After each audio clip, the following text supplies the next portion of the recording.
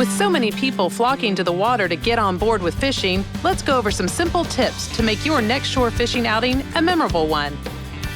Keep it simple and pack light.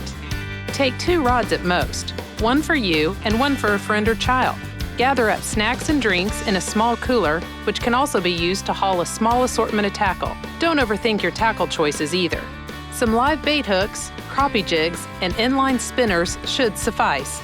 Don't forget the bug spray and sunscreen too. Plan ahead. Most state DNR websites offer information about public fishing access spots, and the TakeMeFishing.org website is a great resource to locate places to wet a line and get on board. Safety first. Park ponds with landscape banks are ideal, especially when shore fishing with children. Many lakes and reservoirs offer public fishing piers or access points that get you close to the water with little to no added effort.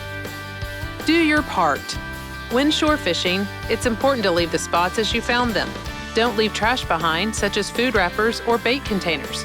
If you brought it with you, be sure to take it with you. Team up. As fun as it is to catch fish, having a friend or family member along, no matter their experience level, makes any trip to the water that much more enjoyable.